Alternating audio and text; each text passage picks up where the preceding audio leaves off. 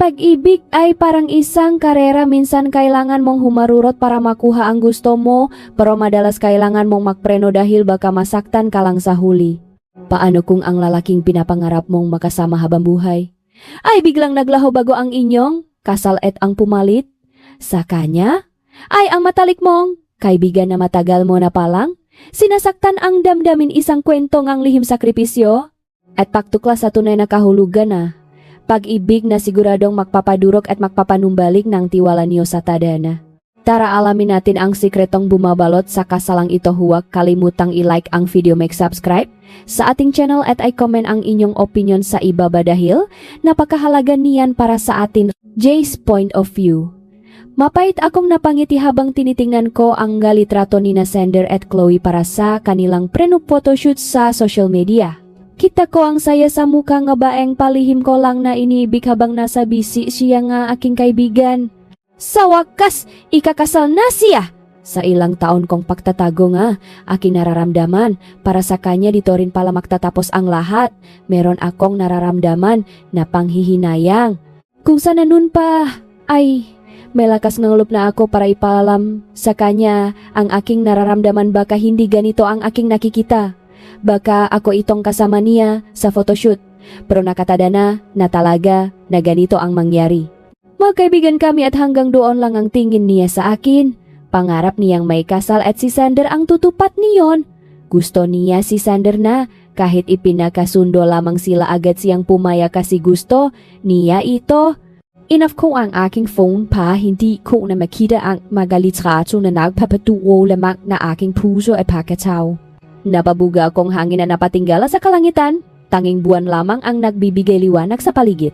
Ngayong ikakasal na siya, dapat ko na ring bitawan ang nararamdaman ko at tuluyan ng make move on. Iyon ang nararapat. Kasalanan ng umibig sa babaeng may asawa na. Gusto kong tingnan siya ng maayos.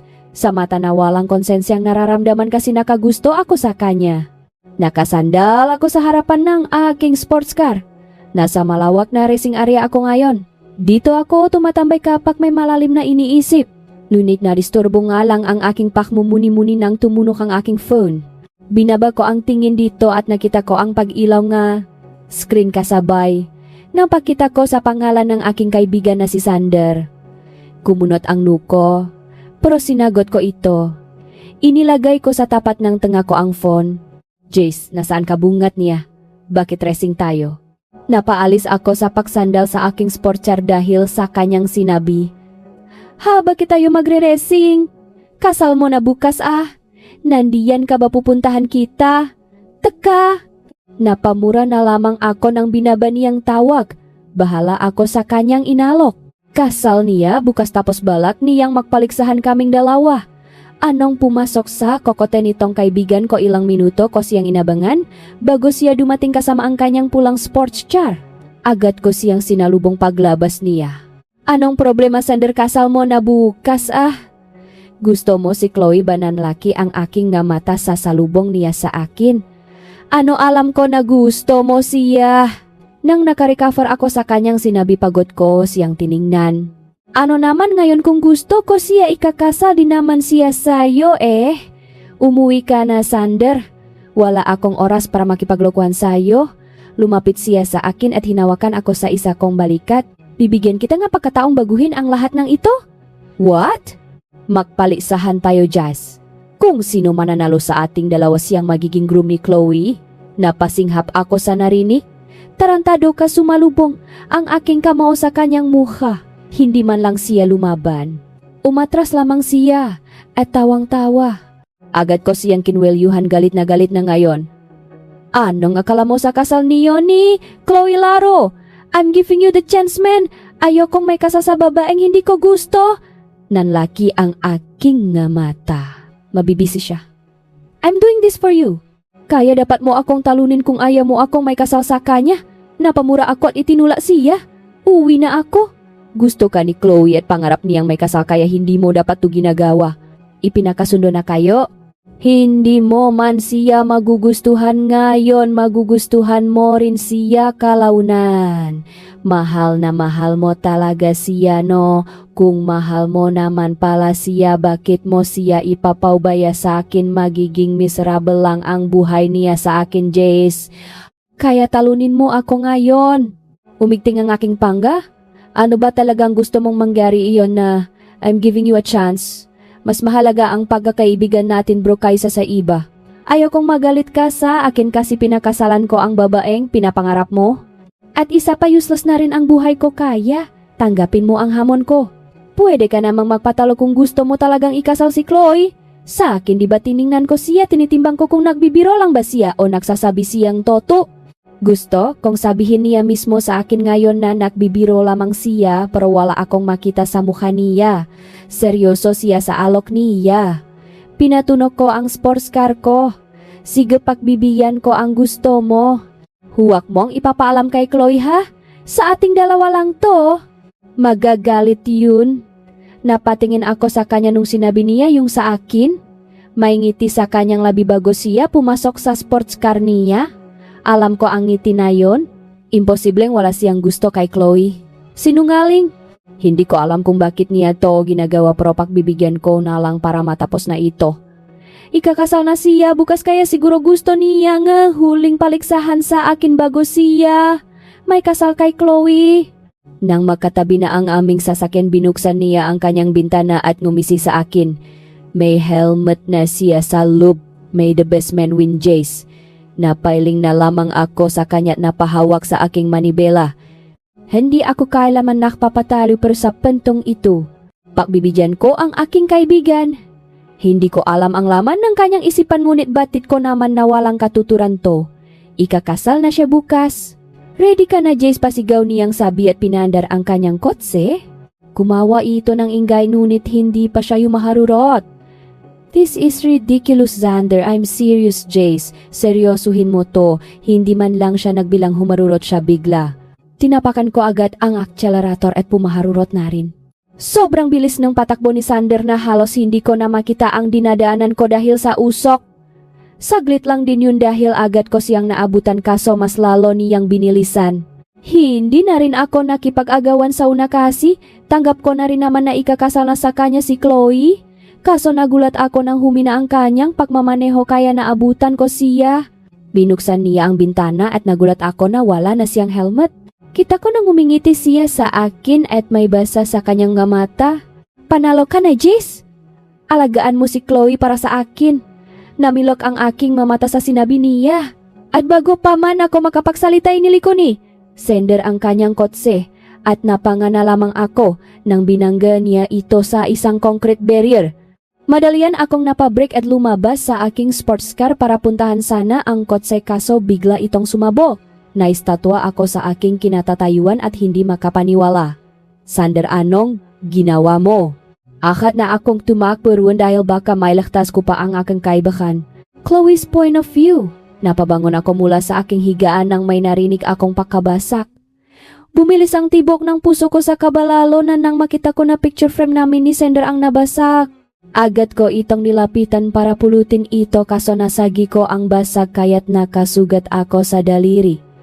Ouch! Nakagat ko ang ibabang labi ko at pinadugo ito. Bumukas ang pinto ng aking kwarto at pumasok si mama na takang-taka.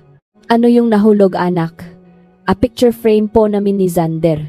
Pinulot ko kaso nakasugat po ako. Nagmamadaling lumapit si mama sa akin at hinawakan ang aking kamay. Kita ko ang kaba sa kanyang mukha kaya't napakunot ang aking no. May problema ba mama? Wala naman anak. May paniniwala lang kasi na kapag may nabasag ay may masamang mangyayari. Nakausap mo ba si Xander bago ka humiga kanina o naman mama? Natutulog na yun ngayon, ayoko na pong istorbuhin. Paniwala lang naman yun mama. Hindi yun toto. Tumango siya pero kita ko pa rin ang pag-aalala sa kanyang mata. Halika hugasan muna natin at gamutin yung sugat mo. Ikakasal ka pa naman bukas? Napangiti ako sa kaniyakap si mama. Ano ba? Iyan, mamimiss kita mama. Ano ba naman yan, makakaiba pa naman tayo eh. Lilipat ka lang ng bahay. Nagpapasalamat ako sa inyo kasi dahil sa inyo may kakasal ako kay Xander. Hindi ko siya makikilala kung hindi mo kaibigan ng ina niya. Mama, wala yun. Mabuting tao naman si Sander eh. Alam ko yun kasi kilala ko ang nakpalaki sa kanya. Pati nga ang kaibigan mong si Jess ganon din. Magkaibigan kami nga mama nila kaya't kilala ko sila. Nakilala ko sila Sander at Jace dahil magkaibigan ang mga mama namin mula. Noong mga bata pa sila hanggang sa nag-asawa na kaya hindi na rin nakapagtataka na kaibigan ko rin ang mga anak nila. Kaso nga lang nahulog ang luba ko kay Sander at masaya ako na sa kanya ako ipinakasundo. 4 kami na magkakaibigan. Originally, 3 lang talaga kami pro dahil may kaibigan ako sa school na si Isabelena Salina, siya sa amin. Naalala ko pa kung gaano sila kasaya nang inanunsyo ang engagement namin ni Sander. Ang suwerte ko kasi may magkakaibigan ako na katulad ni na Jay sa Disave na suportado sa amin at sapat na yung para sa akin. Kinaumagahan naging busy ang lahat dahil ngayon na ang araw ng kasal. Maga akong ginising para maghanda. Hindi ko na nga mahagilap ang aking pamilya dahil may kanya-kanya itong ginagawa kaya ang kaharap ko ngayon. Ay, ang mga kasambahay na lang at ang mag-ayos sa akin. Hindi pwedeng hindi matuloy, Fred. Kailangan nating tanggapin. Our daughter will understand. Sabay kaming napalingon sa may pintuan ng umalingaw-ngawang boses ni Mama. Halatang problemado ito kaya't kinabahan ako. Hindi malinaw sa aking tanga ang kanyang sinabi pero ramdam ko sa boses niya ang pagka-stress. Pwedeng pakihinto muna ang makeup, pupuntahan ko lang si Mama saglit. Tumango ang makeup artist at umatras.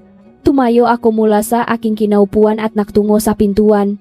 Nadatnan ko si Mama na nakapamewang kunot ang noo at halatang nabahala sa kanyang katawa. Mama, may problema ba? Agad na ibinaba ni Mama ang phone nang makita niya ako. Ngumiti siya sa akin at tumiling. Wala naman anak. May problema po ba sa kasal? Agad siyang umiling. Wala. It's just a minor problem sa reception. Pasensya na anak, ha? Don't worry, bumalik ka na ron para matapos ka na. May duda pa rin sa akin pero dahil ngumiti, si Mama naniwala ako sa kanya. Bumalik ako sa pwesto ko kanina at tinapos ang pag-ayos. Numiti ako sa salamin at excited para sa araw na ito. Handa na akong maging si Mrs. Gomez. Nang natapos na akong ayusan at pagsuot ng aking wedding gown, napatingin ako sa salamin. Hindi na mawala ang ngiti sa aking labi dahil bumagay sa akin ang wedding gown na ilang milyon din ang presyo. Anak, napangiti ako kay Mama nang makitang bihis na rin siya. Kita ko ang panunubig ng niyang mamata. Mama, pinasadahan niya akong ngantingin bago siya. Lumapit at hinawakan ako sa kamay. Anak, masaya ka ba ngayon? Yes, Mama. I'm happy. Humikpit bigla ang kanyang hawak sa aking kamay. Mama, what's wrong? I'm just happy, anak. Tandaan mo na mahal. Na mahal ka namin. Okay, mahal na mahal ko rin kayo ni Papa Mama. Thank you for being my mother. Tuluyan nang tumulo ang luha sa aking mamata at niyakap ako. Nayakap ko rin siyang pabalik pero hindi ako umiyak dahil baka masira ang makeup ko. Tiniis ko na lang ang emosyon ko dahil ayokong pumangi sa araw ng kasal ko. Sana mapatawad mo kami, anak. Namilok ang aking mamata sa ibinulong ni Mama. Litong-lito ko siyang tiningnan nang kumalas siya sa yakap ko. Pero ngumiti lamang siya at umatras na dahil mauna siya sa simbahan. Nanatili akong litot, hindi may wasang kabahan. Hindi ko alam kung ano ang ibig sabihin ng kanyang sinabi. Pero nagbigay tungang matinding pangamba sa aking puso. Kahit hindi naman dapat ipinili ko ang aking ulo, pilit iniwala sa sistema ko ang negatibong pag-isip dahil kasal ko ngayon. Ayokong mag-isip ngang masama ngayon. Nang nasa labas na kami ngang simbahan, ramdam ko ang panalamig ni Mama kaya napatingin na ako sa kanya. Nagre-ready na kasi ako sa pagpasok nang lumapit siya bigla. Nasa loop na kasi siya ng simbahan pero nagpunta talaga siya sa akin para lang iparamdam sa akin ang ganito. Mama, ayos ka lang ba talaga? Kanina pa po ako nag-alala eh. Kaya mo ba umiling siya at hinawakan ako ng mahigpit? Wala anak, huwag mo na akong isipin. Papaanong hindi kita isipin kanina ka pa ganito. Ready na po. Natigilan ako sa pagsasalita at napatingin sa pinto ng simbahan na bubuksan na. Binitawan ni Mama ang kamay ko at ngumiti sa akin. Kung ano man ang problema mo, mama, mag-usap tayo pagkatapos ang kasal. Okay, tumango si mama at nagiwasan ng tingin. Nang bumukas na ang pinto, humarap na ako't ngumiti. Humahataw na rin ang puso ko sa kaba at excitement. Idagdag pa ang musika na parang umaakay sa akin sa paglalakad sa aisle. Araw ko ngayon, dapat lang na maging masaya ako. Hindi ako dapat nagpapaapekto sa mga negatibo. Malaking ngiti na aking iginagawad habang papalapit. Pero sa gitna niyon, bigla na lamang akong tumigil sa paglalakat nang napansin na iba ang naghihintay sa akin sa harap ng altar. Naibaba ko ang kamay ko mula sa pagkakahawak sa buket at huminto ang musika at pumalat ang mabilis na pakpantak na puso ko. Hinanap nga ang aking mata ang pamilya ko. Nakita ko si mama na yumakap kay papa, umiyak na. Napasinghap ako't muling tumingin sa harapan. Humakbang palapit sa akin ang lalaking hindi ko inaasahang naghihintay sa akin. Napaatras ako ang isang beses. Anong ibig sabihin nito na saan si Sender hinanap? Nang mamata ko ang pamilya ni Sender. Narito sila. Lalapitan ko na sana sila kaso nahuli ni Jess ang aking braso. Napatingin ako sa kanya. Anong ginagawa mo, Jess? Anong ibig sabihin nito? Konti lang naman ang bisita namin, napatingin ako sa kanila. Hindi man lang sila nagulat, parang inaasahan pa nila ito. Pero bukod sa akin, may isa ring nagulat, si Isabel na siyang maid of honor ko. Kita ko ang paglaki nga mata niya. Magtungo na tayo sa harapan ng parikloyan ni Jess sa malamig na boses. Naku, ba't ako magpapakasal sa iyo na saan? Si Sender lumapit na, si mama sa akin, pati na rin ang mama ni Sender at Jess. Sa sobrang kalituhan ko, muntik na akong mahilo. Anak, kumama ka muna. Anong ani mama, nasaan si Sender kaya? Kabakabahan kanina kasi may nangyari na saan na si Sender, bakit? Wala siya dito, bakit si Jess ang groom ko, iha? Umalis si Sender, ani Tita Bianca ang ina ni Sender. Umalis siya kagabi. Napasinghap ako. We cannot cancel this wedding, iha. Ito ang negosasyon ng dalawang pamilya. But since my son is gone, Chase will be your new groom. No, nanggihina ako. Tiningnan ko si Jase. Wala man lang siyang reaksyon. And you allow this to happen, anak, kaibigan mo rin naman si Jase. Parehas lang naman sila ni Sender. Please understand, anak. Hindi pwedeng hindi ito matuloy ngayon Malaking perang nakalaan para dito. Our business will expand and Jace is your friend. Please, anak. Hindi pwede itong i-cancel Hindi ko maintindihan. Bakit dito pa sa simbahan kabastusan ito? Dito pa talaga kami nagdadrama. Ngayong wala si Sender, dapat hindi na ito matuloy. He ran away. He didn't want to marry me and yet nakahanap agad sila ngang ipapalit at kaibigan ko pa talaga. Nagbago ng tuluyan ang tingin ko para kay Jace. Naging maikli na lang ang oras ng kasal dahil sa nangyari. Parang minamadali na lang kasi nawalan ng spark, nawalan ng excitement. Parang kagabi lang kausap ko si Sender tapos ngayon umalis siya. Hindi na ako makangiti-ngiti nang nasa reception na kami. Hanggang ngayon hindi ko matanggap ang lahat ng ito. At gayon napagtanto ko kung bakit kahit wala si Sender ay tuloy pa rin ang kasal kasi hindi naman dahil may pagmamahal sa kasal na ito, dahil ito ay purong negosyo lamang. Walang halagang nararamdaman ko sa puntong ito, kaya ang tangi ko lang magagawa ay ang umiyak at magalit. Hindi ko alam kung bakit ka pumayag Alam mo namang si Sender ang gusto ko at si Isabel. Hindi man niya sabihin sa akin pero alam kung may gusto siya sa'yo. Alam mo yun, di ba nilingon ko siya? Kabababa niya lang sa wine glass niya nang sabihin ko yun kaya't binalingan niya ako? Alam ko. Nangit-ngit ang aking ngipin. Alam mo naman pala Bakit? Let's not ruin our day. Chloe? Well, sinira mo na ang araw ko. Nasaan ba si Sender? Bakit mo siya hinahanap sa akin? Hindi ba dapat nagpasalamat ka na lang na ako ang sumipot sa kasal na pangarap mo na sinira ni Sender? He's not with you right now because he doesn't want to marry you. Accept it, Chloe. Lumabo ang aking paningin nang nanubig ang aking mata. Kita ko ang panlalambot ng kanyang paningin ngunit imbes na aluin ako, nag-iwas siya ng tingin. Buong magdamag akong umiyak sa aking kwarto pagkatapos ng reception. Umuwi ako pabalik sa amin para lang makulong at umiyak. Ilang beses kong tinatawagan ang numero ni Sender ngunit hindi na ito makokontak. Bumagsak ang puso ko sa katotohanang umalis siya isang araw bago ang kasal namin. Ang akala ko, ay, ayos lang sa kanya na may makasal sa akin. He's so good to me. sa aming magkakaibigan. Mas, nakakasundo kaming dalawa kay Ja kasi malambing siyang tao kumpara kay Jas na parang pinanganak sa Antartika sa sobrang lamig. Hanggang ngayon kahit siya ang ikinasal, sa akin malamig pa rin siya, sa akin. Kahit ako dapat ang makaramdam ganon kasi ako nga ang nasaktan, ako ang kaworito. Sobrang pamamagatuloy nga aking mga mata kinabukasan, hindi pa nakatulong ang pakatoong kasambahay para lang ipaalam na nandito ang aking asawa. Ni hindi ko nga tanggap na asawa ko na si Jess. Wala lang akong magawa. Hindi ko magawang tumalikod dahil responsibilidad ito. Bababa ako mamaya. Isinarado na ngang kasambahay ang pinto at binaksak ko muli ang sarili ko sa kama. Tinanang ko ang sengseng na no sa aking daliri. Iba ito sa inaasahan ko. Hindi ko akalaing si Jess ang maasawa ko na hindi ko pinangarap yon. Gusto siyang kaibigan ko. Ngayon hindi ko alam kung paano ko haharapin si Isabel lalo na't ikinasal ako sa lalaking gusto niya. Isang oras kong pinahintay si Jessa sa bago ako tuluyang lumabas ng kwarto. Kasalukuyan niyang kausap si mama paglabas ko ngunit nahinto nang makita ko. Nandito na pala si Chloe. Maiwan ko muna kayo. Tipid nang umiti si mama sa akin bago kami iniwan sa sala. Mag-impake ka na. Ililipat kita sa bahay ko. Bungat niya agad sa akin. Ayoko. Bumuntong hininga siya. Kung ayaw mo ako ang mag-impake, dito ako titira.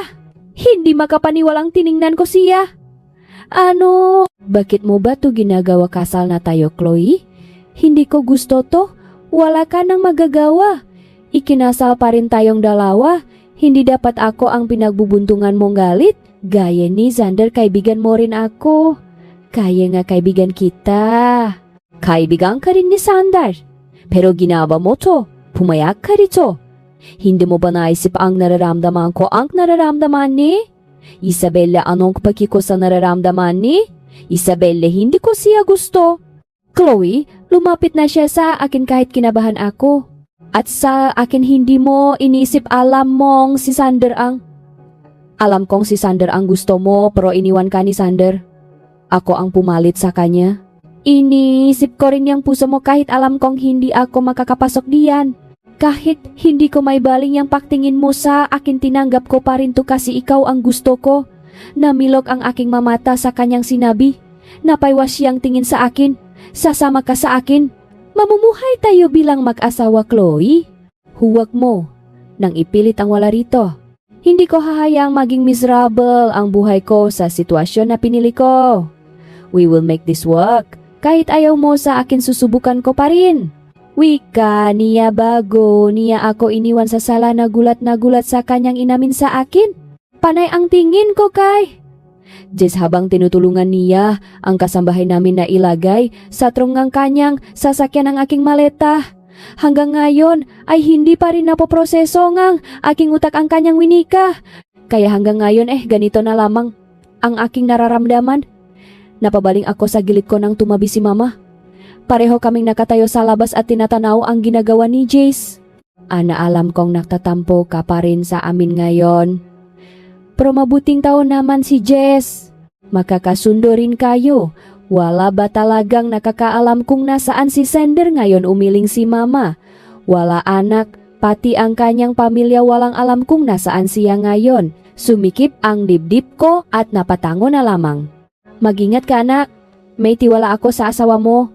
Kalimutan mo na si Xander at ibaling ang atensyon mo sa asawa mo habang buhay na kayong magsasama, Chloe. Hindi ko siya sinagot. Nang naibagsak na ni Jess ang pintong ang trong sa likod, yun na ang hudyat na tapos na at alis na kami. Liso ganjagan ni, ganji. Sana'y habaan mo lang ang pasensya mo sa kanya. Maraming salamat at pumayag ka rito. Walang anuman po. Pumasok na ako sa kotse ni Jess at halos hindi ako makahinga nang siya pa mismo ang naglagay sa seatbelt ko. Bago ko pa man, magawa nag-iwas akong tingin ng tingnan niya. Ako kahit napabuntong hininga siya. Tayo na. At nilisan na namin ang bahay para magtungo sa kanilang lugar. Sinubukan kong kalimutan si Xander habang nasa poder na ako ni Jess. Kahit ayoko sa nangyari sa buhay ko, ayoko namang manatili sa nakaraan. Hindi ko rin naman deserve na iwan bigla kahit sinubukan kong maging masaya sa kasal na mayroon ako ngayon. Hindi naman kami palaging nausap ni Jace dahil alam niya naman na hindi pa ako okay. Na-appreciate ko na kaya niyang dumistansya dahil hindi ito naging madali sa akin pero napapansin ko rin na sobrang distansya niya. Halos hindi ko na siya nakikita. Mas lalo lamang akong lumubog sa kalungkutan sa bahay na nilipatan ko ngayon kasi ganon ang ginagawa niya sa akin. Pero dapat maging masaya ako, di ba hindi ako ginagambala ni Jess? Naintindihan niya ang sitwasyon ko. Pero bakit parang ang lungkot Jess, tawa ko sa pangalan niya nang tumalikot siya bigla nang nadatnan niya akong kumakain sa hapa. Saan ka pupunta? Napatingin siya sa akin. Mamaya na lang ako kakain kapag tapos ka na. Napanganga ako. What, Chloe, I'm trying to? You're trying to what? Understand me, ilang linggo na ako sa bahay mo? Kung iwasan mo ako palagi. Sana hindi mo na lang ako dinala rito. Nakakawalang gana. You said you will try this one to work.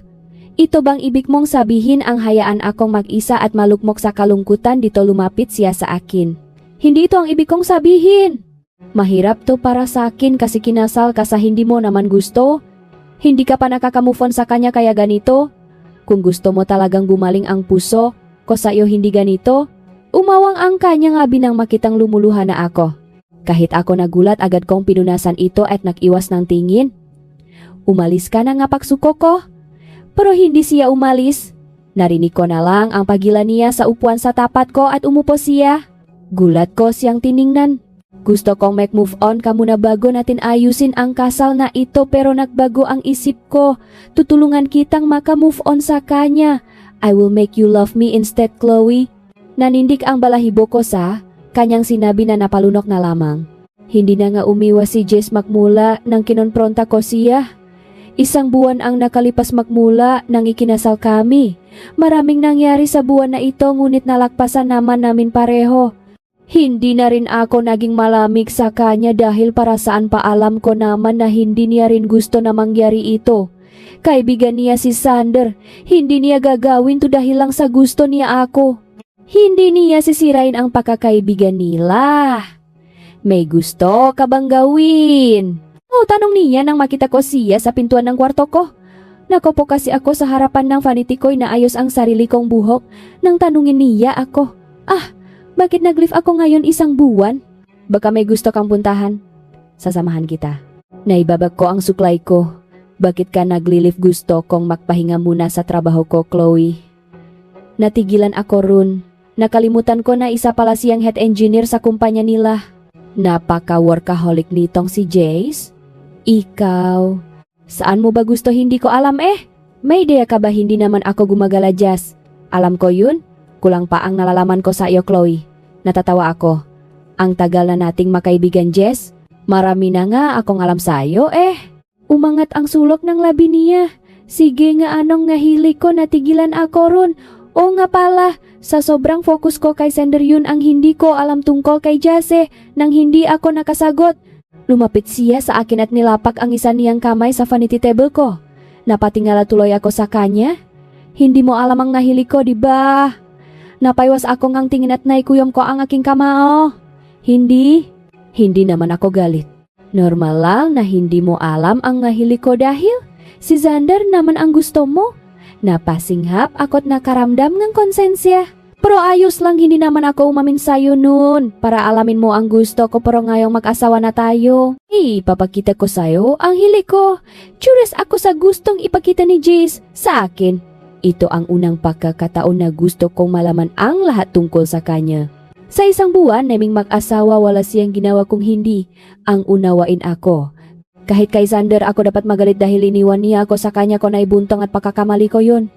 Nang nasa sasakyan na kami, nagawa ko nang sabihin ng matagal ko na sanang ginawa. Jace, I'm sorry. Napabaling siya sa akin. For what? Kasi nagalit ako sa iyo. Hindi dapat ikaw ang pinabubuntungan ko. Iniwan ako ni Sander, pero ikaw yung nakatanggap ng galit ko. I'm sorry. Magkakasal na tayo kaya sisikapin ko na maging mabuting asawa sa iyo. Para ako na kuryente nang lumapak ang kanyang kanang kamay sa ibabong kamay ko na nasa ibabong hita ko. Ngumiti siyang konti sa akin. Huwag mong pilitin ang sarili mo. Let's take this slowly, Chloe. Tumango ako sa kanya. Saka hindi na muling nagsalita. Dinala ako ni Jase sa isang malawak na field. May mga bakas ng gulong ang kalsada at mayroon ding mga barriers. Kumunot ang aking nusa nakita. Ano to, Jase Tara? Hinawakan niya ang aking kamay at sabay kaming naglakad patungo sa isang garahe. Binitawan niya ako para pindutin ang gilid at bumukas tupay babaw. Unti-anting lumaki ang mata ko sa mangha nang makita kong isang pulang sports car. Wow! Lumapit siya roon at tinapik ang harapan. Tinignan niya ako. Ito ang hilak ko, Klua. I mean, hilig mo ang ganyang sasakyan? Oh wow, maganda nga. Umiling siya. Isa akong racer, Chloe. Napalapit na ako sa kanya. Ha, racer as in ka racer, tumango siya at may itinuro. Sinundan ko ang kanyang itinuro. Yan ang mamedalya at trophy na napanalunan ko. Pag-ari kong lupain na ito, ginawa kong racing field para sa practice. Lumapit ako sa mamedalya niya at trophy. May iba na bronze, madalas silver. Pero may nakita ako na gold at sa ibang bansa pa siyang nakikipakompetensya. Namangha na lang talaga ako. Hindi ko alam to ah. Hanggang ngayon ba nakikipakompetensya ka pa rin, umiling siya? Hindi na. Nakahinga akong maluwak. Mabuti naman. Delikado kaya yan. May nakita ako sa news dati na may namatay Naistatwa siya sa kanyang kinatatayuan. Totoo ba na may namamatay sa racing? Mayroon na, pero madalang lang yun. At isa pa. Mas? Focus na? Ako ngayon sa business career ko at sa buhay may asawa. Ibinalik ko ang tingin ko sa kanyang sports car at napatikim. Ang ganda. Gusto mong sumakay, bahagya akong kinabahan. Hindi ba? Yan delikado, hindi naman tayo magre-racing. Sa normal driving speed lang. Oh, sige, try natin. Napatras ako sa gulat nang bumukas bigla ang pinto. Kakaiba ang pintong kanyang sasakyan kasi bumubukas to ng pangat, hindi pa agilit. Nakakamangha. Nauna siyang pumasok sa loob bago ako sumunod. Parang ang sikip. I know, baby. Kasi hindi naman normal na sasakyan. Hindi agad ako nakapagsalita dahil sa narinig. Pabi matapos niya akong lagyan ng seatbelt ay nilagyan niya na rin ang sarili niya. Are you ready? Wala sa sariling nailagay ko ang aking palad sa aking dibdib. Naririnig ko ang mabilis na pagpintig nito. Para rin akong nagkaroon ng paru-paro sa aking tiyan na nagbibigay sa akin ng kiliti. Chloe, napayos ako ng upo ng matauhan. Agad akong tumango at kumapit ng mahigpit sa seatbelt. Oh, ready na. Masaya ako na makilala ko sa ganitong paraan si Jess. Nung mag-asawa pa kami, napagtanto ko na wala pa pala akong alam tungkol sa kanya. Sinubukan kong buksan ang puso sa kanya. Kahit mayroon pa ring pag-alinlangan, palagi kong tinatatak sa aking isipan na siya ang napangasawa ko at dapat siya na ang iisipin ko, hindi si Sander na iniwan ako. In-enjoy ni Jazz ang kanyang isang buwang leave kasama ko. Niyaya niya akong mag-out of town at pumayag naman ako. Nakahawak lang ako sa kanyang braso habang dinadala niya ako sa isang night market sa probinsya na aming pinuntahan. Nang nining ang aking mamata nang makita kong iba't ibang pagkain na sa TV ko lang nakikita. Gusto mong kumain ng ganyan, hindi ba? Yan madumi, na tawa siya. Of course not. Walang magbebenta ngang marumi dito, Chloe. Mura pa to at masarap. I didn't know you like cheap foods, Jace. Now you know. Come on. Pinatikim ako ni Jase ng iba't ibang klase ng street food. Nung una nag-alinlangan pa ako kasi hindi ko pa nasusubukang kumain na ganitong klase ng pagkain, ngunit nang matikman ko na parang ayaw ko nang tumigil. Ang sarap, sabi ko sa gitnang pagkain ko ng isaw. Hindi ko na lang inisip na galing to sa lamang loob ng manok kasi ang sarap. Ilang stick na nga ang naubos ko nang hindi ko na mamalayan. Chloe, natigil ako sa panggungguyan ng tinawag niya ang aking panggalan. Wad bahagya akong naistatwa sa aking kinaupuan nang bigla siyang lumapit. Akala ko ay aatakihin na ako sa puso dahil sa kanyang ginawa. Akala ko kasi ay may gagawin siyang hindi ko inaasahan, pero pinunasan niya lang palang tisyo ang gilid ng labi ko. Nagkatinginan kaming dalawa. Ang kalat mong kumain. Namula ako sa hiya pero nagpatuloy pa rin ako sa pagkain. Hello everybody. Sabay kaming napalingon ni Jess sa gitna ng plaza rito sa night market. May live band at ang nagsasalita ay may nakasabit na gitara sa kanyang katawan. Naisa na naming mapasaya at mapakili ang gabi niyo. Sino rito ang bagong kasal nan laki ang matakot agad? Inangat ang aking kamay. Kumakain pa ako ngang isaw kaya medyo nakakahiya pero nakuha ko ang atensyon ng lalaki. Chloe, napatingin ako kay Jace. Bakit bagong kasal tayo ah? Kami po. Tinuro akong lalaki. Oh, si ma'am at sir. Pala pwede ba kayong pumunta rito sa harap? Mabilis kong tinapos ang kinakain ko at uminom ng tubig. Agad kong kinuha ang kamay ni Jace at hinila siya patungo ron. Umupo kayo rito ma'am sir.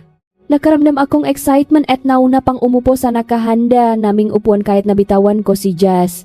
Jazz, halika na wika ko nang nanatili siyang nakatayo nakatingin sa akin. Sir, tinatawag na po kayo ngang asawa niyo. Narinig ko ang ilang hiyawan nang nakakita. Nakagat ko ang ibabang labi ko at tinapik ang katabi kong upuan. Babawi ako sayo, di ba mag-asawa na tayo at ginagawa ko to dahil gusto ko. Jace! Pumungay ang kanyang nga mata at humakbang na palapit sa akin. Umupo siya sa tabi ko nang hindi inaalis ang kanyang paningin. Hinawakan niya ang aking kamay. Seryoso ka ba sa sinasabi mo? Oo, seryoso ako, Jatse. Naputol ang aming tinginan sa isa't isa nang magsalita ang lalaki. Sinimulan na niya ang pekstrum sa kanyang gitara. Sabayan pa ang drums at piano. Nang nagsimula ng kumanta ang lalaki, bumagal ang pag-ikot ng aking mundo. Tila naging bingi ako at walang ibang naririnig kung hindi ang paktibok ng puso ko. Walang ibang nakikita ang aking mamata kung hindi si Jess lamang. Ngayon ko lang nakita ng tuluyan kung gaano pala kagwapo itong asawa ko. Dati si Sander lang ang nakikita ko kaya hindi ko magawang aminin na gwapo si Jess na ang swerte ko pala dahil napunta ako sa kanya. Hindi ko na malaya na natapos na pala ang unang kanta at napapikit ako nang hinulugan kami ng petas kasabay ng hiyawan ng batao. Bago pa man ako makapag-react, naramdaman ko ang paglapit ng labi ni Jace sa labi ko ng ilang segundo dahilan ng pagwawala ng matang nakakita. Uminit ang buong mukha ko nang lumayo na ang kanyang mukha sa akin. Hindi na niya maitago ang kanyang ngiti. I love you, Chloe. Matagal na. Ang sarap palang marinig yun mula sa isang tao na hindi ko inaasahan sa buhay ko. Pangarap ko yung marinig mula sa labi ni Sander ngunit mula kay Jace ko narinig. Natapos ang unang gabi namin sa aming bakasyon na busog ang tiyan at busog din sa magandang alala. Tanggap na? Tanggap ko na. Asawa ako ni Jace at paninindigan ko ang mayroon sa amin ngayon.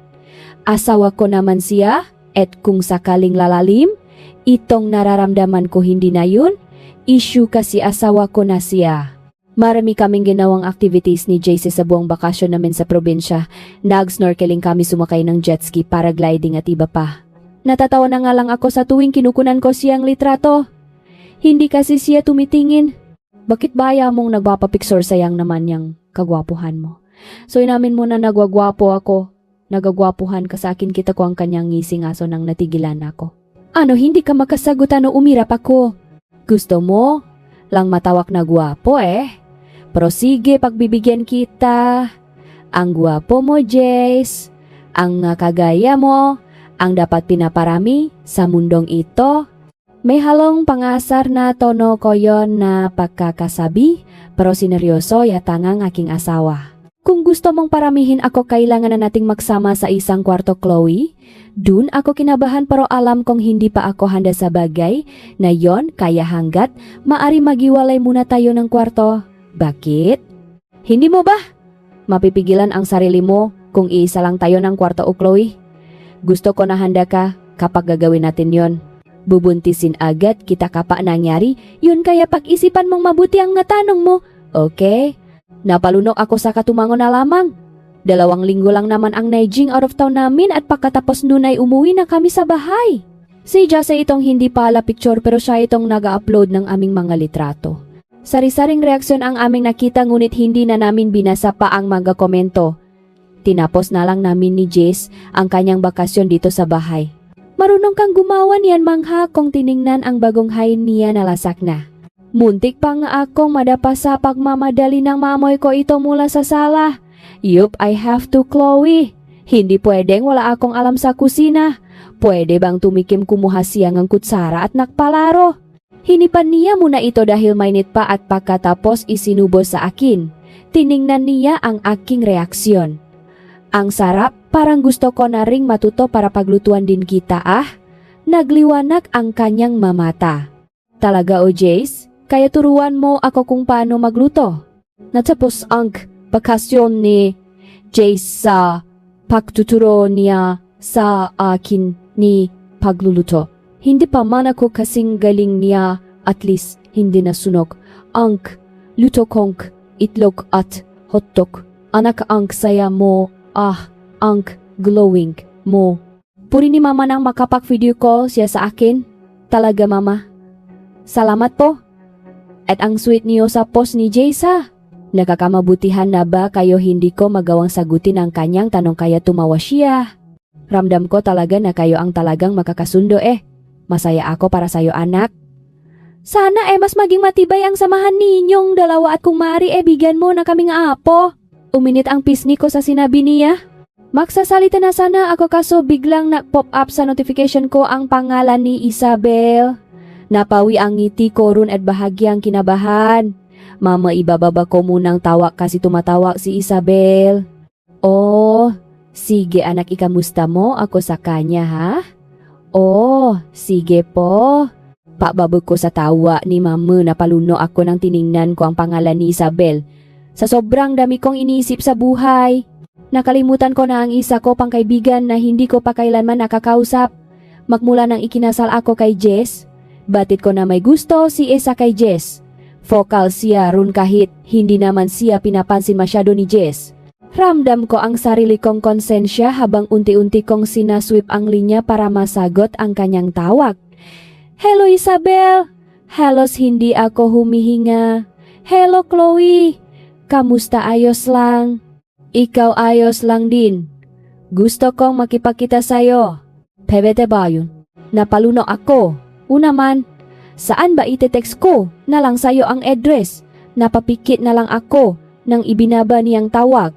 Kailangan kong harapin to. Guilty ako ngayon kasi naikasal ako sa taong gusto niya at ngayon nakakaramdam pa ako ng kakaiba.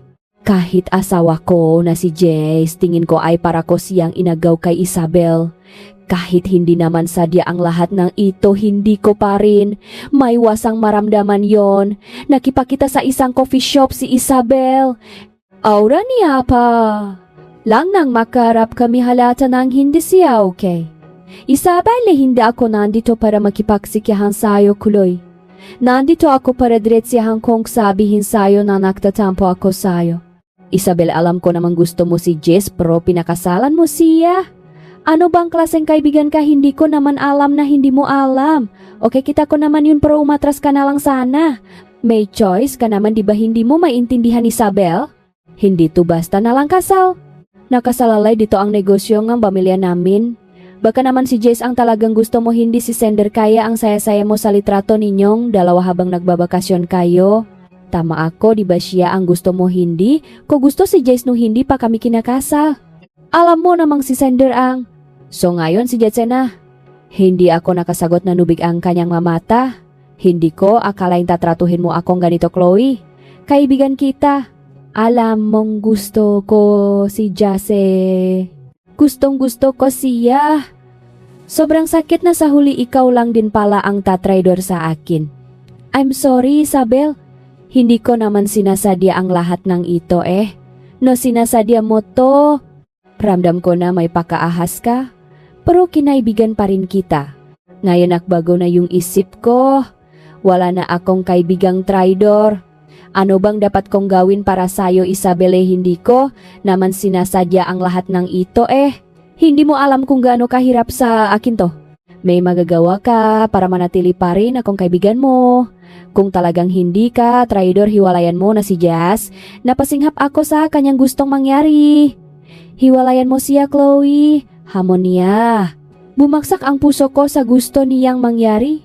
Umiling ako kaya't napasinghap siya at sinampal ako. Napatingin tuloy sa amin ang iba. Hindi pa nakontento si Isabel, sinabuyan niya pa ako ng tubig na nasa baso sa aking mukha kaya't napapikit ako. You selfish snake. Hindi na tayo makaibigan simula ngayon. I hate you so much, sumikip ang dibdib ko sa sinambit ni Isabel at dala-dala ko ito hanggang sa umuwi ako. Nakita ko agad si Jace. Sa salapak dating ko at tumayo siya. para lang salubungin akong ngiti niya, ngunit agad ding napawi nang mapansin ang malungkot kong muha. What's wrong? Niyakap niya ako ng tuluyan siyang nakalapit kaya't hindi na napigilan ang aking emosyon. Humagulgol na ako sa kanyang balikat. Anong nangyari sa'yo, Chloe? Hindi ko siya sinagot at umiyak lang sa kanyang balikat. Jace's point of view. Nakatulugan ni Chloe ang kanyang pag-iya sa aking bisi nang dinala ko siya sa kwarto niya. Naging malalim ang aking pag-isip lalo na nang malaman ko ang dahilan ng pagluha niya. Nakita pala sila ni Isabel na galit dahil pinakasalan niya ako. Hindi naman ako bulak. Alam ko na may gusto si Isabel sa akin nun pa man, ngunit hindi ko yun tinugunan dahil hindi naman siya ang gusto ko. Wala naman kaming relasyon para magalit siya ng husto kay Chloe. Hinaplos ko ang namamasang buhok na aking asawa dahil sa pawis at pag-iyak. Hinalikan ko ang kanyang no maingat akong umalis sa kanyang tabi para tawagan si Isabel. Agad niya naman tong sinagot, "O Jess, tumawag ka." Halata sa kanyang boses ang kasiyahan. "Nasaan ka, hinahanap mo ako? Bakit sinabi ba ni Chloe sa'yo ang nangyari? Galit ka ba, Jess? Gusto ko lang linawin. Sa'yo na hinayaan ka lang namin ni Sander na makasama ka namin dahil kaibigan ka ni Chloe." "So you're cutting me off now? Hindi ba dapat ako ang magalit? Kaibigan ko si Chloe pero tinraidor niya ako. Gusto kita, Yase. Ako sana yun eh. I'm sorry din, Isabel. I'm in love with my wife noon pa. So tinraidor mo rin si Sander." Natawa siya nang matahimik ako. "Ano bang meron sa Chloe na yan para magustuhan ninyo? Bukod sa muha, wala na siyang ibang mapapakinabangan. At isa pa panakip butas ka lang niya kasi si Sander ang gusto niya. At hindi, ikaw ako. Hindi kita gagawing panakip butas. Kaya please hiwalayan mo na si Chloe. Kung gusto mong bumalik ang pagkakaibigan nating dalawa, hiwalayan mo siya. I'm not going to do that, Isabel." "Kung galit na galit ka kay Chloe, magalit ka na rin sa akin. I chose this path. I chose to be her husband. We're cutting you off. Huwag ka nang magpapakita pa sa asawa ko. Just pinatay ko na ang tawag at binlock ang kanyang numero. Ayoko nang ma-stress pa ang asawa ko dahil sa kanya. Magilty dahil ikinasal siya sa akin. Ayokong dumating sa punto na magpapaubaya siya para lang sa ganong klase ng kaibigan." Muli kong nilapitan si Chloe para halikan siya sa nu. Kailangan kong umalis ngayon kasi bibisitahin ko sa ospital si Sander. Yun ang katotohanang itinatago namin ngayon. Ang nakakaalam lang ay ang pamilya ko at ang pamilya ni Sander. Nang gabi nang sinadya niyang iaksidente ang sarili. Niya nailigtas ko pa siya kaso nakumatose siya nang isugod siya sa ospital. We kept this a secret dahil magiging big issue to sa mundo na iming ginagalawan. Sander is expected to lead his family's business, pero dahil sa nangyari mas naging mahirap to sa pamilya niya. Ayaw rin ng issue ng Magomez kung kaya sinesikreto nila ito dahil umasa sila na magigising pa si Sander. Nang mangyari ang insidenteng yon, agad nila akong itinuro bilang kapalit ni Sander. Hindi ko tinanggihan kasi yun ang gusto ng aking kaibigan at isa pa, mahal na mahal ko ang babaeng ipapakasal sa akin. Hindi ko kayang tanggihan dahil pangarap ko ring may kasal sa kanya. Pagdating ko sa ospital, nadatnan ko si Tita Bianca na nakatitik lamang kay Sander na hindi pa rin gumigising hanggang ngayon. Sander is loved by his family. Kitang-kita kong pumayat ang kanyang ina dahil sa nangyari. "Tita?" Tipit nang umiti si Tita sa akin. "Just nandito ka. May balita na po ba umiling siya at naiyak na naman?" Tingin ko alam na ang dahilan kung bakit binangga niya ang sarili niya. "Jace, I'm so heartbroken for my son." Nanginginig na ibinigay niya sa akin ang isang envelope. Tinakpan niya ang kanyang bibig upang pigilan ang kanyang hikbi. Nakaramdam akong kaba nang titigan ko ang envelope. Sa reaksyon pa lamang ng kanyang ina, tingin ko malala ito. Binuksan ko ang envelope at lumabas sa akin ang medical documents ni Sander. Nung una, kunot na kunot ang aking nukasi. Hinahanap kong kamalian sa papeles na hawak ko, ngunit nang napatingin ako sa pinakahuling pahina ng dokumento, napasinghap na lamang ako. He has a cancer, iho. Hindi ko alam na nagpates pala siya. Nalaman niya 2 days before the wedding. Hindi ko akalaing gagawin niya ito, Jace. He tried to end his life. Kung wala ka doon, iho, katuluyan na siyang nawala sa amin. Nawalan agad siya ng pag-asa nang nalaman niyang may cancer siya. Hindi ko matanggap yun, iho. May pra, naman kami para gamutin siya, hindi niya kailangang tapusin ang buhay niya ng ganun-ganun na lang. Nangatok ang aking binti sa nalaman. Hindi pa pwedeng malaman to ni Chloe. She deserves to know. Chloe is happy now, Jace. Kita mo ang saya-saya niya na sa feeling mo. Napakabuting tao ni Chloe. Mas maganda kung isipin niya na lamang na umalis si Xander. Hindi niya dapat malaman to dahil paniguradong masisira ang kasal na mayroon kayo. Alam ko yun. Kapag nalaman ni Chloe na pinakaisahan namin siya na hindi naman talaga umalis si Xander, baka magalit siya sa akin. Ayaw din naman ni Xander na malaman ni Chloe to. Hindi ko alam kung bakit sinikreto pa. Kung may sarili lang akong desisyon, sinabi ko na ito nun pa lang. Pero kinakailangang itago ang katotohanan para matuloy ang kasal, para mas tumibay ang relasyon ng tatlong pamilya, ang Magomez Pastrano at ng Maindrina. And besides, ikaw na rin ang nagsabi na gustong ipaubay ni Xander si Chloe sayo, kaya siya nag-ayang makipakompetensya sayo. Sinabi mo rin na hindi mo sineryoso kasi ikakasal naman na siya, pero binangga niya ang sarili niya. Nagpatalo siya para ikaw ang magiging groom niya. Xander thinks he cannot be with Chloe dahil may sakit siya, kaya hanggat hindi nagigising si Xander, hindi pwedeng malaman ni Chloe at denge pamilya niya. Okay, tumango ako. Sabay kaming napalingon Tita nang biglang sumara ang pinto ng kwarto ni Xander dito sa ospital. Kinabahan ako na baka may nakarinig na kakilala namin sa naging usapan. Kitang-kita mabilis kong pinuntahan ang pinto at napatingin sa hallway. Wala na akong nakita na tao.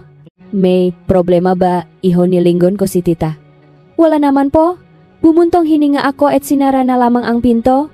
Chloe's point of view, sinubukan kong iwala sa isip ko ang pagtatapos ng pagkakaibigan namin ni Isabel sa pamamagitan ng pag-aral sa pagluluto. Naibalik ko ang kasiyahan ko. Baliktad na si Jase at minsan nag-video call na lamang siya sa gitna ng trabaho niya para lang mapanood ang ginagawa ko. What are you making right now? Pinakita ko sa kanya ang nasa platito. Pancakes. Tinuruan ako ni Manang. Parang natakam tuloy ako. Gusto ko na agad umuwi. Natawa ako sa naglagay ng sirup sa ibabaw ng pancake. Magtrabaho ka muna diyan. Dapat mo na nga pong ibaba kasi mukhang istorbo na ako Hindi kailanman naging istorbo, Chloe. Natigilan ako roon. I love you. Napasinghap ako sa kanyang sinabi at nakaramdam akong panibagong kiliti sa aking tiyan. Jace, hindi ako nagmamadali, Chloe. Gusto ko lang ipaalala sa iyo araw-araw na mahal kita. Naghihina ako sa narinig. Hindi ko akalain ganito palang pakiramdam na mahalin ng isang tao. Ako kasi ang kadalasang nagmamahal, pero ngayon ako itong minamahal ng todo. This marriage turns out to be a blessing in my life. Binakyan ako nga asa vanakraba kong mahmahal. He's kind and patient. Hinintay niya na mawala ang feelings ko kay Xander.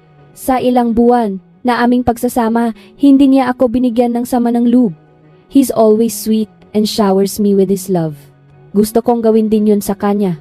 I love you too, Jace. Namilok ang kanyang gamata nang tiningnan ako sa video call. Nakagat ko ang ibabang labi ko sa hiya at agad ko tong dinuktungan. Magfo-focus muna ako sa pagluluto. Ay, bababa ko muna to. Jace, wait. Chloe, tatakasan mo ba ako, narinig ko yun? Pinindot ko na ang N sa video call at hinawakan ang aking umiinit na pisngi. Tumawag siya muli pero hindi ko na yun sinagot pa sa kaba. Gabi pa naman siyang uuwi. May oras pa ako para mahanda kung paano ko siyang haharapin dahil tingin ko ipapaulit niya yun sa akin sa personal, hindi na mapakali ang puso ko. Nagdasal na nga ako na sana bumagal ang oras para makapahanda naman ako, kaso 12:00 pa lamang ng tanghali. Narinig ko na ang pakbusina ng kanyang sasakyan sa labas ng bahay na siyang nakpataranta sa akin. Uuwi ba siya? Hindi naman siguro. Kabang-kaba kong hinawi ang kurtina sa sala para silipin siya sa bintana. Halos lumabas ang puso ko sa aking katawan nang makita ko siyang nagmamadaling naglakad patungo sa bahay. Napaatras ako't hindi alam ang gagawin. Parang gusto ko na lang magtago sa kurtina. Manang nasaan si Chloe, tanong ni Jess pagpasok niya. Huli na para sabihin kay manang nahuwag sasabihin kasi itinuro niya. Agad ako nang halos yakapin ko na ang kurtina.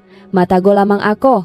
Agad akong nilinggo ni Jess at nung makita ako sumili, ong nicisalabi niya at mabilis na lumapit. Jace, teka lang. Hindi ko na natapos ang aking sasabihin dahil matapos ang malaki niyang hakbang patungo sa akin hinawakan niya ang aking makabilang pisngi at siniil ngang halik sa labi. Halos mawala ng kulay ang aking balat dahil sa panghihina. Agad niyang hinapit ang bewang ko para mapanatili akong nakatayo. Nang kumalas siya sa halik pinagtakpo niya ang aming ganu at parehas kaming hinihingal. Hindi mo alam kung paano mo ako pinasaya. Toto bang sinabi mo, Chloe? You love me. Nagiwas akong tingin pero hinuli niya ako. Hindi na mapawi-pawi ang kanyang ngiti. Is it true na hihiya akong tumango? Oo, mahal kita. Napatili ako sa gulat nang binuhat niya ako na parang bagong kasal. Taranta akong napahawak sa kanyang balikat. Saan mo ako dadalhin, saan pa ba o sa kwarto natin? Alam mo na yun, walang mapaglagyan ng kasiyahang nararamdaman ko ngayon. Hindi ko na kailangang itago ang feelings ko sa kanya. Mas naging matibay ang aming relasyon at tuluyan na ngang naging magaan ngayon dahil wala na akong nararamdaman para kay Sender. Kung meron man yun ay hindi nahihigit pa sa pagmamahal. Isinama ako ni Jess sa kanyang trabaho. Pinakilala niya ako sa mga nakakasalamuha. Niya magkasosyo. Niya sa business and even clients. Masayang masaya ako na alam ko ang pinakakabalahan ng aking asawa bukod sa pagiging asawa sa akin. Mayos na sana ang lahat. Hindi ko na iniisip ang nakaraan at mas nag-focus sa ngayon at sa kinabukasan ngunit hindi. Lahat makukuha mo agad kung may nakaraan pa ring hindi natatapos. Ma'am, may tumawag po sa telepono. Nasa sala ako na ayos na ang bulala na bigay sa akin ni Jess. Nilagay ko sa fase ang buket na ibinigay niya para hindi mamatay agad. Sino po yan? Si Ma'am Isabel po. Hindi mo raw po sinasagot ang tawag kaya sa telepono po siya tumawag. Gusto ka raw niyang makausap. Kumunot ang aking no. Matagal-tagal na rin mula nang huli kong makausap si Isabel. Hindi naging maganda ang hiwalayan namin dahil galit siya at sinabuyan niya pa akong tubig. Ngayon tumatawag siya. Para saan na naman kaya tiningnan ko ang phone ko at maraming ngang miss calls kaya nang tumawag siya muli sinagot ko na ito. Hello Isabel, anong kailangan mo? Alam ko kung nasaan si Sander. Napabutong hininga ako? Hindi pa rin ba tayo tapos isa saan man si Sender ngayon wala na akong pakialam sa kanya? Iniwan niya ako, hindi kanya iniwan. Nagsinungaling si Jess at ang pamilya ni Sender, hindi totoong iniwan ka ni Sender. Anong sinasabi mo kung ginagawa mo to para lang hiwalayan ko si Jess? Hindi ko to ginagawa para kay Jess. Alam ko na kamali ako. I'm sorry kung ibinuton ko ang lahat sayo pero seryoso ako. Hindi ka iniwan ni Sander. Na-aksidente siya. Napatayo ako sa aking narinig. Ano at alam to ni Jess at ang pamilya na Aya at ang pamilya ni Xander. Tinago nila to. Sa'yo pa paano mo? Nalaman yan sinundan ko si Jess. Sa ospital kasi gusto ko siyang makausap para mag-sorry. Matagal na to ngunit hindi kaya ng konsensya ko na itago to sa'yo. Sinundan ko siya sa ospital at nakita niya dalawang mata ko si Xander na karatay sa kamawalang malay. Kumatose siya. Clue hindi ka iniwan ni Xander. Hindi ko kinaya ang mga narinig ko mula kay Isabelle. Sunod-sunod na tumulo ang naluha sa aking nga mata at napaupo ako dahil sa panghihina. Alam kong masaya ka na sa feeling ni Jace pero magiging masaya ba kayo kung may tinatago yung asawa mo? Kung mahal ka talaga niya wala siyang itatago sa iyo. Kung nagsasabi ka ng toto sabihin mo sa akin kung saang ospital at anong kwarto. O sige. At may kapalit ba? Tuwala akong kapalit, Chloe. Hindi ko gagamitin ang sitwasyon mo para makuha kung ano ang gusto ko. I learned my lesson. You deserve to know. Nang sinaniya sa akin ang lokasyon ng ospital at anong room number, umalis agad ako para lang mapuntahan to. Nasa trabaho naman si Jace. At hanggat wala siya paunlakan ko itong sinasabi ni Isabel. Wala akong nararamdaman ngayon kung hindi ka ba sa aking puso? Sa bawat tanaw ko sa room number, naisip ko ang sinasabi ni. Isa na hindi ako iniwan ni Sender at na-aksidente lamang siya. Kung totumento dapat hindi na lang natuloy ang kasal. Bakit kailangan pa nilang magsinungaling sa akin pagdating ko sa tapat ng room 23 halos hindi ako makahinga. Napalunok ako't unti-unting, hinawakan ang doorknob at pinihit ito. Pagtulak ko sa pinto agad akong sinalubong, ngang kakaibang ginaw, ngang kwarto at natanaw ko agad ang nakahiga sa kama. Halos mapaw po ako zazaik nang makita ko kung sino yun. Sanda, nanubik ang aking nga mata at unti-unting humakbang palapit. Halos hindi ko magawa magsalita nang makumpirma ko na siya nga.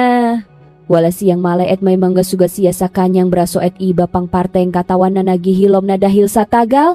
Konsensya agad na umatake sa akin nang mapagtanto kong lahat. All this time hindi pala ako iniwan ni Sander, na-aksidente siya at narito lang sa ospital samantalang ako nagpapakasaya sa ibang lalaki nakmahal nang iba kasi inakala ko na iniwan niya ako. Sunod-sunod na tumulo ang luha sa aking mamata. Parang gusto kong sampalin ang sarili ko. Nagalit ako nang walang kaalam-alam. Bakit tanging lumabas sa aking bibig? Bakit nila ito tinatago sa akin? Bumukas ang pinto nga. Kwarto kaya't nilingon ko ito. Nakayo ko pa na pumasok si Jose at nang nagangat siyang tingin ng laki ang kanyang nga mata nang makita ako. Chloe, bakit mo tinago sa akin to? Bakit mo sinabi na iniwan ako ni Sander na ayaw niyang mapakasal sa akin? Bakit mo itinago kung anong nangyari sa kanya? Anong klase kang pakatao para ilihim sa akin to, Chloe? Nagagalit ako kay Sander para sa wala. Kinalimutan ko siya para mahalin ka.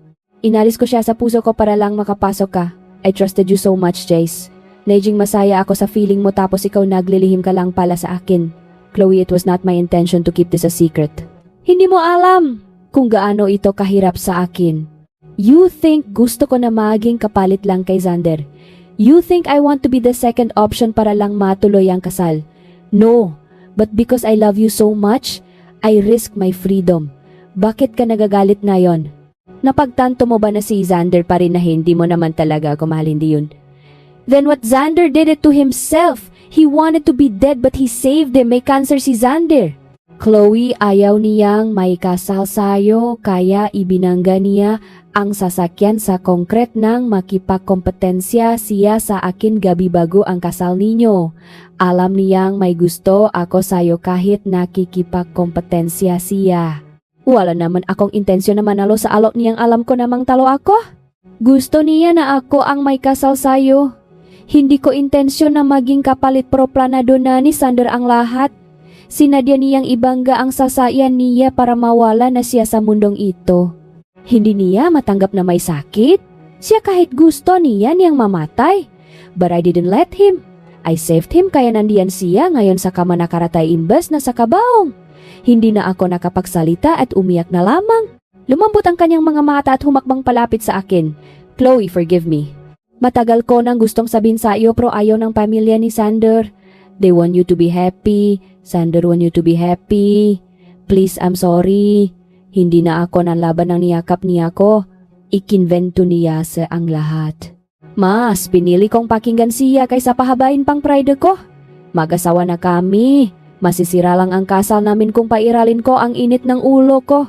Nakopo lang kami sa couch habang kinukwento niya ang lahat. Halo-halo ang naging reaksyon ko. But one thing is for sure. Mahal ako ni Jis. Para lang pumaya sa ganon. Bumukas ang pintong kwarto at pumasok si Tita Bianca at ang kanyang asawa. Walang ekspresyon ang kanilang mukha pagpasok ngunit nang makita ko para silang nakakita ng multo. Chloe, kumalas ako sa yakap ni Jace para lang tumayot sa lubungin si Tita. Tita, I'm sorry wikakot niyakap siya. Ramdam kong paninigas niya dahil sa pagyakap ko. Pero lumambot din siya at niyakap akong pabalik. I'm sorry Tita, hindi ko alam. Huwag kayong mag-alala. Magigising si Sander. Kailangan niyang magising para labanan ang sakit niya. Napasinghap si Tita at kumalas sa yakap. Hindi ka bagalit, ihanausap na po kami ni Jace. At mas pinili ko na lang na intindihin yun kaysa palakihin pa ito. Alam kong hindi naging madali ang pinagdadaanan niyo. Ipakdarasal ko po si Sander Tita, salamat. Salamat at naintindihan mo ito iha. Napakabuti mo talagang dalaga. Napagdesisyonan na rin na ipaalam nila Tita ang totoong nangyari kay Sander sa aking pamilya. Nagalit si Mama nung una pro kalaunan mas nangibabaw pa rin ang simpatya niya para sa mga kaibigan niya. Napangiti ako dahil kahit may mga trials na natili pa rin ang kanilang pagkakaibigan. Ngayong wala nang tinatago, mas marami na kami nagdarasal para sa pagising ni Sander. Sabi pa kami na tungo ni Jess sa simbahan para lang manalangin dahil bago nangyari ang lahat ng ito, kaibigan naman namin si Sander. Tatawagan ko rin si Isabel. Sabi ko kay Jace nang papatungo na kami sa kanyang sasakyan matapos naming magdasal sa simbahan. Bakit pa gusto ko lang siyang pasalamatan, Jace, kasi siya yung nagsabi sa akin. Hindi man may babalik yung pagkakaibigan namin, concern pa rin siya. Sa akin kaya niya yun sinabi. Ano man ang totoong agenda niya, mas maganda na pasalamatan pa rin siya. Napatango na lamang siya at hinayan akong tawagan si Isa. Hello, why? Salamat. Narinig ko ang kanyang pagsinghap. Hindi ko kailangan ng pasasalamat mo. Alam ko yun. Pero gusto ko pa rin magpasalamat. Sana ipanalangin mo rin si Sander, sana magising na siya. Yan lang, Isabel. Binaba ko ang tawag bago ko pa man marinig ang kanyang litanya. Natawa na lang si Jetsa sa ginawa ko. Tara na. Nangako ka sa akin ng detiba na pahinto ako at akmang tatanggapin ko na sana ang kanyang kamay nang nakaramdam ako ng pakahilo. Naibaba ko ang kamay ko't ini, lapit ito sa aking bibig. Chloe, ayos ka lang, nasusuka ako. Mabilis akong lumayo sa kanya at sumuka malapit sa may damuhan. Napaupo ako sa sobrang bilis ng pangyayari. Parang pumuti ang mata ko, halos sumabas ang lahat ng kinain ko. Chloe, naluluha ko siyang tiningnan. Ayos lang ako? Baka may nakain lang ako? Baka naman buntis ka na? Namilok ang mata ko sa kanyang sinabi. I mean ilang beses nang may nangyari sa atin, Chloe. Huwag mo ngang sabihin, yan yung bibig mo. Talaga napaisip ako. Hindi pa nga, pala ako binibisitang regla ko ngayon. Baka buntis nga ako. Tumunog ang phone ni Jess na naagaw nga atensyon niya saglit. Sinagot niya, ito habang ako ay nag-isip ng malalim. Hello, sagot ni Jess. Tiningnan ko siya. Kita kong panalaki ang kanyang nga mata. Talaga o sige, sasabihin ko kay Chloe. Binaba niya ang tawag at hinawakan ako. Oh, bakit magtungo tayo sa ospital? Kising na ziksanda. Nagliwanag ang aking mukha sa narinig at napatayo. Parehas na kaming nakangiti, ngayon hindi na pinansin na nahilo ako kasi mas gusto ko agad makapunta sa ospital para lang makita si Sander. Nagtungo kami sa ospital. Hinawakan ni Jace ang kamay ko habang naglalakad kami patungo sa kwarto ni Sander. Hindi pa man kami nakakalapit, naririnig na namin ang hagulgol ni Tita Bianca. Kaya nang nakapasok kami, nakita ko na si Sander nadilat. Nadilat ang kanyang nga mata. Sander. Napatingin sa akin si Sander at ngumiti siya. Chloe, lumipat ang tingin niya kay Jetsa na nasa tabi ko. Masaya ako para sa inyo. Hindi ko halos maintindihan ang kanyang sinabi kasi medyo hirap pa siyang magsalita. Siguro ay sobrang tuyo ang kanyang bibig. Anak, huwag mo nang gagawin to. Please, gagaling ka naman eh. As soon as possible, alis tayo ng bansa para mapagamot ka. Huwag mo namang kunin ang sarili mong buhay. Hayaan mo kaming alagaan ka. Wika ni Tita Bianca na halos nagmamakawa na. Please naman, anak. I know. I'm sorry, Mama. Hindi ko nagagawin yun. I'm sorry, Chloe, Jace. Tumango lang ako. Patatawarin kita sa ginawa mo sa amin kung magpapagamot ka. Yun na lang ang pambawi mo sa amin, Sander. Magpapagamot ako. Huwag kang mag-alala. Magpagaling ka, Sander, kasi magiging ninong ka pa. Lahat kami napabaling kay Jace. Si Tita umangat ang kilay sa narinig. Anong ibig mong sabihin, Jace? Niyakap agad ako ni Jace mula sa likod. Buntis ang asawa ko, medjiging ina at ama na kami nalaglek ang aking panga. Ni hindi pa nga nakukumpirma kung buntis nga talaga ako, pinangungunahan niya agad ako, pero si Sander ay ngumisilang. Pangarap mo yan, Jace. Dapat magpasalamat ka sa akin kasi natupat ang pangarap mo. Sa ngisi ni Sander, napagtanto ko na wala nga siyang gusto sa akin. Nagbigay yun ng ginawa. Sa akin kasi wala na rin akong gusto sa kanya. Napagtanto ko na si Jetsa naman talaga ang para sa akin. Nakumpirma ko na buntis nga ako ng sobrang perfect ng timing. Nagising si Sander na buntis naman ako. Parang ipinakalob sa amin ng Panginoon ang lahat ng ito. Excited na ako sa magiging future baby natin, Chloe. Ani Jess nang nasa higaan na kami yakap-yakap niya Ang tiyan ko na hindi pa naman klaro ang aking umbok. Babay kaya to o lalaki tanong niya pat nakiliti ako nga halik niya sa tiyan ko. Ano ba yan, Jess? Tumingin siya sa akin. Gusto kong malaking pamilya, Chloe. Ayos lang ba kung taon-taon kang mabubuntis malulusaw naman ako niyan? Hindi ko hahayaang mangyari yun. Prinsesang prinsesa ka palagi sa akin. Tandaan mo yan? Napangiti ako. I love you, Jace. Salamat sa pagintindi mo sa akin palagi. I love you too, Chloe. And thank you for loving me too. Gumapang siya palapit sa akin para lang maabot ang aking labi. Kontento na ako sa buhay na mayroon akong ngayong. Si Zender ay nagtungo na sa ibang bansa kasama ang pamilya para sa pagpapagamot. Si Isabel ay nakmigrate na sa US at kami ni Jace ay nagsisimula ng aming pamilya. Lahat ay binigay ngang Diyos sa amin at wala akong ibang ginawa kung hindi ang pasalamatan. Siya lagi sa buhay na ibinibigay niya sa amin at sa pagbibigay sa amin ng masayang pagsasama bilang mag-asawa.